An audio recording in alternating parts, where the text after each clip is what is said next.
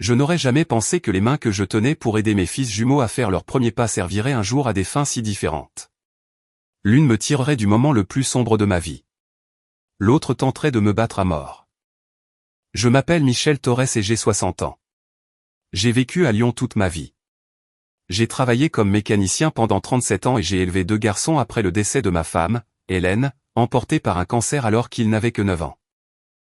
Les gens me disaient toujours que j'avais de la chance d'avoir des jumeaux. 2 pour le prix d'un, plaisantait-il. 2 meilleurs amis intégrés. 2 fils pour s'occuper de vous quand vous serez vieux. Ils avaient à moitié raison. C'était un mardi matin d'octobre quand mon monde s'est brisé en deux. Les feuilles des arbres, par la fenêtre de ma cuisine, avaient pris ce rouge éclatant qu'on ne voit qu'au cœur de l'automne en France. Je préparais du café en pensant à quel point Hélène aurait aimé ce temps. Elle disait toujours, l'automne est la preuve que Dieu est un artiste. Je ne savais pas qu'exactement 47 jours plus tard, l'un de mes fils serait condamné à 8 ans de prison ferme. Je ne savais pas que les 100 000 € qui dormaient sur mon compte bancaire, provenant de l'assurance vie d'Hélène, deviendraient le prix de la destruction de notre famille. Et je ne savais certainement pas que j'allais apprendre la différence entre être père et être le père de quelqu'un. Laissez-moi revenir 6 mois en arrière, au début des lettres. La première est arrivée en avril, glissée sous la porte de mon appartement. Pas d'enveloppe, juste une feuille de papier avec des mots découpés dans des magazines, comme dans une série policière. Ton temps est compté. Passe à la caisse ou paie de ta vie. J'ai cru à une blague. Peut-être des gamins du quartier. Je l'ai jetée. La deuxième lettre est arrivée 2 semaines plus tard. Même style. Je suis au courant pour l'argent. 100 000 €. Donne-les-moi ou tu meurs. Cette fois, mes mains tremblaient en la lisant. J'ai appelé la police. L'agent qui a pris ma déposition était compatissant mais honnête. Sans plus de preuves, il ne pouvait pas faire grand-chose. Il m'a suggéré de garder les lettres si d'autres arrivaient. Elles sont arrivées toutes les 2 semaines, comme une horloge. Les menaces devenaient plus précises. Il connaissait ma routine. Il savait que je prenais mon café au bar-tabac du coin tous les matins à 7 heures. Il savait que je faisais du bénévolat au centre social le jeudi. Ils étaient au courant pour l'argent de l'assurance d'Hélène. Je ne l'ai pas dit à mes fils au début. Alexandre s'en sortait bien, il travaillait comme expert comptable et était marié à une femme merveilleuse nommée Sarah. Il venait d'avoir une petite fille, ma petite fille Emma. Je ne voulais pas les inquiéter. Et Arnaud, eh bien, Arnaud avait ses propres soucis. Mes garçons étaient identiques en apparence, mais opposés en tout le reste depuis l'adolescence. Alexandre était responsable, étudiait dur, ne touchait jamais à la drogue ni à l'alcool. Arnaud était charmant, mais imprudent. Il avait abandonné la fac 2 fois, avait été arrêté 3 fois pour conduite en état d'ivresse avant ses 25 ans, et perdait ses emplois pour cause de retard ou d'absence. Mais c'était quand même mon fils. Je l'avais aidé à traverser 2 cures de désintoxication, je lui avais donné de l'argent pour son loyer plus de fois que je ne pouvais le compter.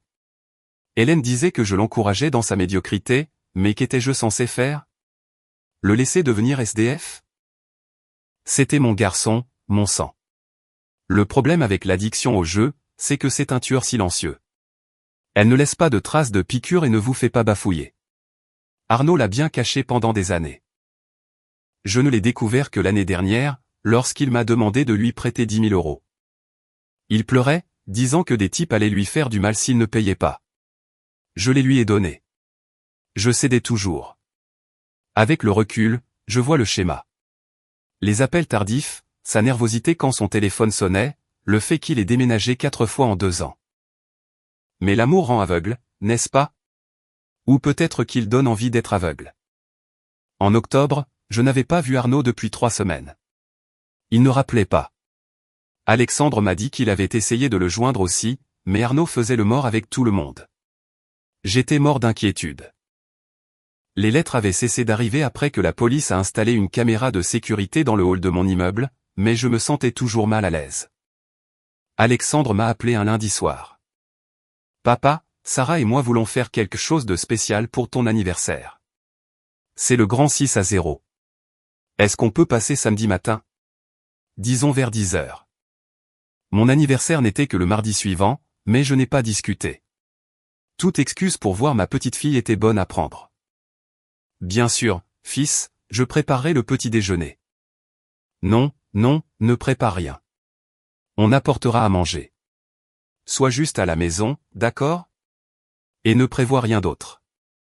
J'ai souri. Il prévoyait une fête surprise. Pas difficile à deviner. Sarah avait probablement préparé l'un de ces fameux gâteaux. J'ai décidé de jouer le jeu. Samedi matin, je me suis levé tôt, j'ai rangé l'appartement et j'ai mis le pull bleu qu'Hélène m'avait offert pour mes 55 ans. Je le portais encore pour les grandes occasions. Il sentait son parfum, même après toutes ces années. Ou peut-être n'était-ce que mon imagination. À 9h47, quelqu'un a frappé à ma porte. Fort, agressif, pas la façon dont Alexandre frappait. J'ai regardé par le Judas et j'ai vu Arnaud. Mon cœur s'est soulevé. Il était venu pour mon anniversaire après tout. Peut-être qu'il était en avance pour aider Alexandre à préparer la surprise. J'ai ouvert la porte avec un sourire.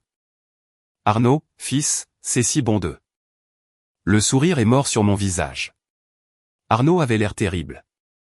Ses yeux étaient injectés de sang. Ses vêtements étaient froissés comme s'il avait dormi dedans. Il transpirait malgré la fraîcheur de l'air d'octobre, et ses mains tremblaient. « Où est l'argent » dit-il. « Quoi ? L'argent, papa. Les 100 000 euros. J'en ai besoin maintenant. » J'ai reculé. Quelque chose n'allait vraiment pas. « Arnaud, de quoi parles-tu ? Entre. Parlons. » Il m'a bousculé pour entrer dans l'appartement et j'ai senti l'odeur. L'alcool à 10h du matin. J'ai fini de parler. J'ai demandé gentiment pendant des mois. Je t'ai donné des chances. Mon sang s'est glacé. Les lettres ? C'était toi. Bien sûr que c'était moi. Il faisait les 100 pas maintenant, passant ses mains dans ses cheveux. Qui d'autre ça serait ? J'ai besoin de cet argent, papa. Je dois de l'argent à des gens. Des gens dangereux. Ils vont me tuer si je ne paie pas d'ici lundi. Arnaud, assieds-toi. On va trouver une solution ensemble. On peut. Non. Il a frappé du poing sur la table de la cuisine, faisant sauter la salière et la poivrière. Tu ne comprends pas. Il n'y a pas de solution à trouver. J'ai besoin de 100 000 euros avant lundi ou je suis mort. Tu les as. L'argent de l'assurance d'Hélène. Tu n'en as même pas besoin. Tu vis dans ce petit appartement. Tu ne voyages pas. Tu n'achètes rien. Cet argent ne fait que dormir là. Cet argent est pour ma retraite, pour les urgences, pour... Je suis ton fils. Sa voix s'est brisée. Ce n'est pas une urgence, ça ? Ou tu t'en fiches si je meurs ? Mon cœur se brisait. Ce n'était pas mon garçon. C'était l'addiction qui parlait, le désespoir qui parlait. Arnaud, je t'aime plus que tout, mais te donner 100 000 euros ne résoudra rien. Tu as besoin d'aide. De vraie aide. Laisse-moi appeler le docteur Brunet. Le conseiller qui ? Je n'ai pas besoin d'un putain de conseiller. Il m'a saisi par les bras, ses doigts s'enfonçant dans ma chair. J'ai besoin d'argent. C'est mon héritage de toute façon. Maman voudrait que je l'aie. Ta mère voudrait que tu te fasses soigner. Quelque chose a changé dans ses yeux. Puis, une noirceur que je n'avais jamais vue auparavant. Espèce de connard égoïste, chuchota-t-il. Tu vas me laisser mourir parce que tu veux garder ton précieux argent. Arnaud, s'il te plaît. Il m'a frappé. Je n'avais jamais été frappé par l'un de mes propres enfants auparavant. Le choc était pire que la douleur. J'ai trébuché en arrière, sentant le goût du sang, ma main allant à ma bouche. Donne-moi l'argent. Il m'a frappé à nouveau, cette fois dans l'estomac. Je me suis plié en deux, le souffle coupé. Tu es un père horrible. Tu as toujours préféré Alexandre. Le parfait Alexandre avec son travail parfait et sa famille parfaite. Et moi ? Et ce dont j'ai besoin, moi ? J'ai essayé de parler, de le raisonner, mais il m'a donné un coup de pied dans les côtes. Je suis tombé lourdement sur le sol de la cuisine. Le pull bleu qu'Hélène m'avait offert se tachait du rouge de mon nez qui saignait. Tu es pathétique, dit Arnaud, debout au-dessus de moi, allongé là comme une victime. Tu t'es fait ça tout seul. Tu es radin. Tu es égoïste. Et tu mérites ça. Il m'a donné un autre coup de pied. La douleur était fulgurante, irradiant depuis mon flanc. J'ai entendu quelque chose craquer. Il m'a frappé une troisième fois et je ne pouvais plus respirer. Je ne pouvais plus penser. Je ne voyais que le visage d'Hélène, me demandant si j'allais bientôt la rejoindre. Arnaud. Nous nous sommes tous les deux figés. Alexandre se tenait dans l'encadrement de la porte, sa clé encore dans la serrure. Sarah était derrière lui, tenant Emma. Le gâteau d'anniversaire surprise était dans les mains d'Alexandre. Au chocolat, avec « Joyeux 60 ans papa » écrit en glaçage bleu. Le gâteau est tombé. Il a heurté le sol avec un bruit mou, le glaçage éclaboussant l'entrée comme une scène de crime. Pendant 3 secondes, personne n'a bougé. Personne n'a respiré. Puis Alexandre m'a vu au sol, le sang s'accumulant sous ma tête, et quelque chose s'est brisé chez mon fils comptable, calme et responsable. Il a lâché ses clés et a chargé Arnaud comme un joueur de rugby. Ils se sont écrasés contre le mur, faisant tomber et briser les photos d'Hélène. Sarah a crié, tirant Emma en arrière dans le couloir. « Qu'est-ce que tu as fait » hurlait Alexandre, ses mains sur la gorge d'Arnaud. « Qu'est-ce que tu lui as fait »« Lâche-moi » Arnaud essayait de se défendre. Mais Alexandre avait maintenant 20 kilos de plus que lui. Des années de salle de sport contre des années d'addiction avaient changé leurs corps identiques. « C'est ton père » La voix d'Alexandre se brisa. « Notre père. L'homme qui nous a élevés seuls, qui a fait 2 boulots pour nous nourrir. Et toi ?» Il ne pouvait pas finir. Il pleurait maintenant toujours Arnaud contre le mur. J'ai essayé de parler, de leur dire d'arrêter, mais seul un sifflement est sorti, la douleur dans mes côtes était insupportable. Sarah était au téléphone avec le SAMU et la police, sa voix tremblant alors qu'elle donnait l'adresse. « Alexandre, ai-je réussi à chuchoter ? Laisse-le partir. » Alexandre m'a regardé, son visage se décomposant. « Papa, tu. Il y a tellement de sang. Appelle la police aussi, ai-je dit. » Chaque mot était une agonie. « Dis-leur tout. » Arnaud sanglotait maintenant, effondré contre le mur. « Je suis désolé. Je suis désolé. Je ne voulais pas. J'avais juste besoin. Ils vont me tuer, papa. Ils vont me tuer. » « Tu étais en train de le tuer. » hurla Alexandre. « Ton propre père. » Les pompiers sont arrivés les premiers, puis la police. Je me souviens d'avoir été soulevé sur un brancard. Je me souviens avoir vu mon appartement à travers un brouillard de douleur et de choc. Le gâteau d'anniversaire toujours sur le sol. Les photos brisées. Mes 2 fils, l'un menotté, l'autre faisant une déposition, les larmes coulant sur son visage. La dernière chose que j'ai vue avant qu'il ne ferme les portes de l'ambulance, c'était Arnaud me regardant, non plus avec colère, mais avec quelque chose de pire, la réalisation de ce qu'il avait fait. J'ai passé 3 jours à l'hôpital. 4 côtes cassées, une commotion cérébrale, le nez cassé et de nombreuses contusions. Le médecin a dit que j'avais eu de la chance. Quelques minutes de plus et Arnaud aurait pu causer des dommages permanents à mes organes. De la chance, c'est comme ça qu'ils appelaient ça. Alexandre et Sarah venaient tous les jours. Ils amenaient Emma et je tenais la petite main de ma petite fille en pensant que j'avais failli ne jamais la voir grandir. Alexandre ne cessait de s'excuser comme si tout cela était de sa faute. « J'aurais dû savoir », a-t-il dit le 2e jour. « J'aurais dû voir les signes. »« Comment ?» ai-je demandé. « Je ne les ai pas vus. Et je suis son père. Je l'ai vu le mois dernier au casino Le Lion Vert. Il prétendait être là avec des amis. Mais il était seul à une table de poker. J'aurais dû te le dire. Et j'aurais dû arrêter de l'aider il y a des années. On ne peut pas changer le passé, Alexandre. On ne peut que gérer ce qui est devant nous maintenant. Ce qui était devant nous, c'était le lieutenant Linda Morin, qui est venu prendre ma déposition officielle le 3e jour. Elle avait la quarantaine, des yeux bienveillants et une attitude pragmatique. « Monsieur Torres, je dois vous poser des questions difficiles, » a-t-elle dit en s'asseyant près de mon lit d'hôpital. « Les lettres que vous avez signalées. Les avez-vous gardées ? » ?»« Oui, elles sont dans une pochette dans le tiroir de ma cuisine. »« Nous les avons trouvées. Nous avons aussi trouvé autre chose. » Elle a sorti un sac de preuves contenant un téléphone portable.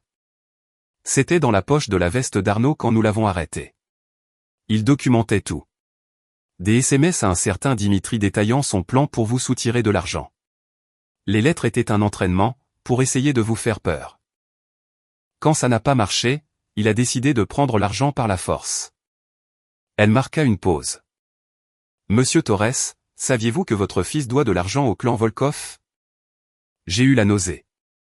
Les Volkov étaient liés au crime organisé russe. Tout le monde connaissait ce nom. Combien? D'après les messages, 120 000 euros. Il a emprunté 20 000 euros au départ. Les intérêts se sont accumulés. Il était censé payer avant le 1er novembre. C'était dans 9 jours. Il a dit qu'ils allaient le tuer. C'est possible. Ou ils auraient pu juste lui briser les jambes et les mains en guise d'avertissement. Ce ne sont pas des gens qui effacent les dettes. Elle se pencha en avant. Il y a autre chose. Nous avons contacté la police judiciaire. Ils enquêtent sur les Volkov depuis 2 ans. La coopération de votre fils pourrait être précieuse. Mais il y a encore autre chose. Elle sortit un autre dossier. Mes mains tremblaient en l'ouvrant. Des relevés bancaires. Pas les miens. Ceux d'Arnaud. Au cours des 18 derniers mois, des dépôts et des retraits totalisant plus de 135 000 euros. D'où a-t-il sorti cet argent? Ai-je demandé. Nous enquêtons toujours, mais les premiers éléments suggèrent une fraude. Il montait une arnaque ciblant les personnes âgées, de faux placements financiers. Il les appelait, prétendait être conseiller financier, les convainquait de virer de l'argent pour des investissements à haut rendement. Les investissements n'existaient pas. J'ai cru que j'allais vomir. Combien de personnes? Jusqu'à présent, nous avons identifié 8 victimes. La plupart ont perdu toutes leurs économies. Une femme, Madame Chen, a perdu 32 000 euros. C'était censé payer son traitement contre le cancer. Mon fils, mon garçon, était devenu un monstre, et j'avais été trop aveugle pour le voir. Il doit payer pour ça, ai-je dit doucement. Le lieutenant Morin a hoché la tête. Il paiera. Le parquet poursuit pour violence volontaire ayant entraîné une ITT, menace de mort et escroquerie. Il risque une lourde peine de prison. Bien. Elle a semblé surprise. La plupart des parents dans votre position demandent la clémence. La plupart des parents dans ma position ont probablement couvert leurs enfants trop longtemps. Je ne ferai plus cette erreur. Après son départ, j'ai pleuré pour la première fois depuis les funérailles d'Hélène. J'ai pleuré pour le petit garçon qui m'apportait des pissenlits en les appelant des fleurs. J'ai pleuré pour l'adolescent qui voulait être pilote. J'ai pleuré pour tous les moments où j'aurais pu être plus dur, où j'aurais pu dire non, où j'aurais pu le forcer à faire face aux conséquences. Et j'ai pleuré parce que quelque part en chemin, j'avais perdu un fils. Pas à cause d'un accident ou d'une maladie, mais à cause de mon propre amour mal avisé. Alexandre m'a ramené de l'hôpital. L'appartement avait été nettoyé par un service organisé par l'aide aux victimes. Le sang avait disparu, mais les souvenirs restaient. Je ne pouvais pas regarder le sol de la cuisine sans m'y voir, brisé et en sang. Tu peux rester avec nous, a proposé Alexandre. Sarah a déjà préparé la chambre d'amis. Non, je dois affronter cet endroit. Si je fuis maintenant, je ne reviendrai jamais. Il a compris. C'était ça le truc avec Alexandre. Il comprenait toujours. Le procès a été fixé en janvier. L'avocat d'Arnaud, un commis d'office nommé Maître Rachid, a tenté de bâtir une défense autour de l'addiction et de l'altération du discernement. La procureure, une femme sévère nommée Madame Patin, ne l'a pas entendu de cette oreille. Votre client a planifié cette attaque, a-t-elle dit lors d'une audience préliminaire à laquelle j'ai assisté. Il a envoyé des lettres de menaces pendant des mois. Il s'est renseigné sur l'organisation Volkov et a pris la décision consciente de leur emprunter de l'argent. Il a escroqué 8 personnes innocentes, ciblant spécifiquement les personnes âgées parce qu'elles étaient vulnérables. Ce n'est pas une altération du discernement.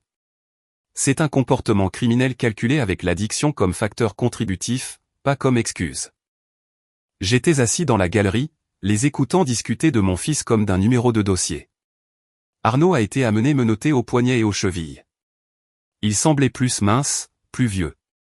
Il m'a vu et a détourné le regard rapidement. La honte était écrite sur son visage. L'audience a duré 3 heures. Les preuves étaient accablantes. Les lettres, les SMS à Dimitri, les relevés bancaires, le témoignage de Madame Chen et des autres victimes. Le témoignage d'Alexandre sur ce qu'il avait vu. Les rapports médicaux détaillant mes blessures. Maître Rachid a essayé. Il a vraiment essayé. Il a appelé un psychologue qui a témoigné sur l'addiction au jeu et ses effets sur la prise de décision. Il a appelé le premier conseiller en désintoxication d'Arnaud qui a parlé de ses luttes. Il a même essayé de m'appeler comme témoin de moralité. J'ai refusé. Monsieur Torres, a dit le juge en me regardant par-dessus ses lunettes. Vous refusez de témoigner pour la défense de votre fils? Oui, votre honneur. Puis-je demander pourquoi? J'ai regardé Arnaud. Il pleurait silencieusement, ses épaules tremblant. Parce que je ne peux pas défendre ce qu'il a fait. J'aime mon fils. Je l'aimerai toujours. Mais aimer ne signifie pas le protéger des conséquences de ses choix. Cela signifie espérer qu'il en tirera une leçon. Le juge a hoché la tête lentement.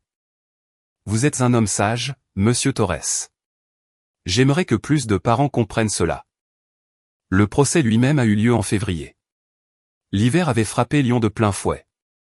La neige s'entassait en gadoue grise sur les trottoirs. Je suis entré dans le palais de justice en portant mon pull bleu. Le visage d'Hélène dans mon esprit. Arnaud a plaidé coupable de tous les chefs d'accusation en échange d'une réduction de peine. 8 ans de prison ferme avec possibilité de libération conditionnelle après 4 ans.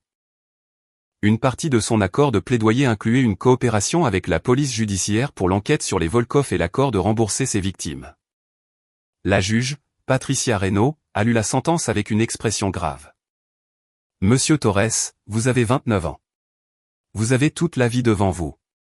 Vous auriez pu être n'importe qui, faire n'importe quoi. Au lieu de cela, vous avez choisi de faire des victimes parmi les plus vulnérables, de terroriser votre propre père, de gâcher chaque avantage et opportunité qui vous ont été donnés. Vous passerez les 8 prochaines années à réfléchir à ces choix. J'espère que lorsque vous sortirez en homme meilleur. Arnaud pleurait. Papa, je suis désolé. Je suis tellement désolé. Je n'ai pas répondu. Je ne pouvais pas. Ma gorge était trop serrée. Après le verdict, Madame Patin s'est approchée de moi dans le couloir. Monsieur Torres, il y a la question des dommages et intérêts. Arnaud n'a évidemment pas d'actif, mais vous avez le droit d'intenter une action civile pour vos frais médicaux. Non, ai-je dit immédiatement. Non, je veux faire autre chose. Les 8 victimes, Madame Chen et les autres, combien ont-elles perdu au total? Elle a consulté son dossier. Au total, environ 145 000 €. J'ai pris une grande inspiration. L'assurance vie de ma femme était de 100 000 €. Je veux les utiliser pour les aider. Madame Patin m'a fixé. Monsieur Torres, c'est votre retraite, votre sécurité. Ma sécurité, c'est de savoir que j'ai fait ce qu'il fallait. Ma femme a travaillé comme infirmière pendant 30 ans. Elle a passé sa vie à aider les gens.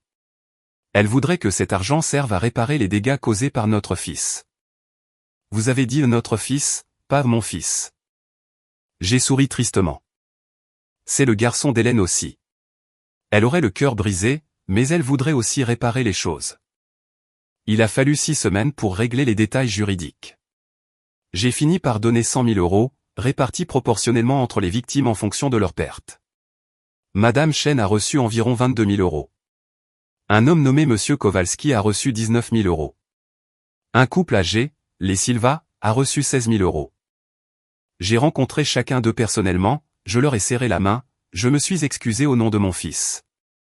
La plupart ont pleuré. La plupart ont essayé de refuser l'argent au début, disant que ce n'était pas ma responsabilité. Mais j'ai insisté. Mon fils vous a pris ça, leur ai-je dit. Je ne peux pas vous rendre la confiance qu'il a brisée ni la sécurité que vous avez perdue, mais je peux vous donner ça. S'il vous plaît, laissez-moi essayer de réparer ne serait-ce qu'une fraction des dégâts.